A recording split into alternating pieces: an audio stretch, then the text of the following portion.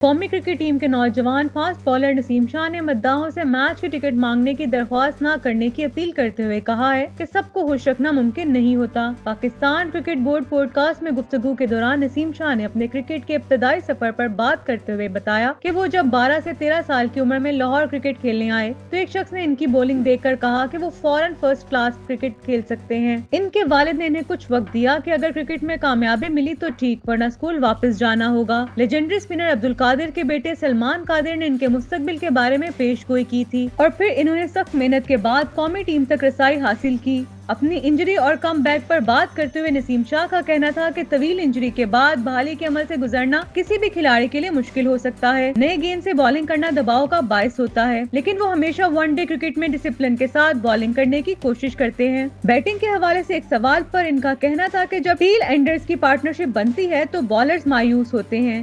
اسی چیز کو مد نظر رکھتے ہوئے وہ بھی بیٹنگ میں اپنی شراکت قائم کرنے کی کوشش کرتے ہیں۔ نسیم شاہ نے بتایا کہ وہ کلب میں جا کر اپنی بیٹنگ پر کام کرتے ہیں اور کوشش کرتے ہیں کہ جلد وکٹ نہ دیں، یہاں تک کہ کلب میچز میں وہ اوپننگ بھی کرتے ہیں۔ پاکستان میں شیڈول چیمپئنز ٹرافی کے حوالے سے گفتگو کرتے ہوئے نسیم شاہ نے کہا کہ وہ اس بڑے ایونٹ کے لیے نہایت پرجوش اور مکمل طور پر تیار ہیں۔ ان کا کہنا تھا کہ پاکستانی شائقین کو سٹارز کو اپنے میدانوں پر کھیلتا دیکھنے کا موقع ملے گا اور اس بار ٹیم ماضی کی غلطیوں کو دہرانے کی بجائے کامیابی کے لیے بھرپور محنت کرے گی۔ ٹکٹوں کے حوالے سے بات کرتے ہوئے نسیم شاہ نے مداحوں سے گزارش کی کہ وہ ان سے میچ کی ٹکٹ نہ مانگے، کیونکہ کھلاڑیوں کو صرف 3 سے 4 ٹکٹ ملتے ہیں جبکہ مانگنے والوں کی تعداد سینکڑوں میں ہوتی ہے۔ ان کا کہنا تھا کہ براہ کرم ناراض نہ ہو، بعض اوقات اپنی فیملی کو بھی انکار کرنا پڑتا ہے، سب کو خوش نہیں رکھا جا سکتا، اس لیے ٹکٹ نہ مانگا کریں۔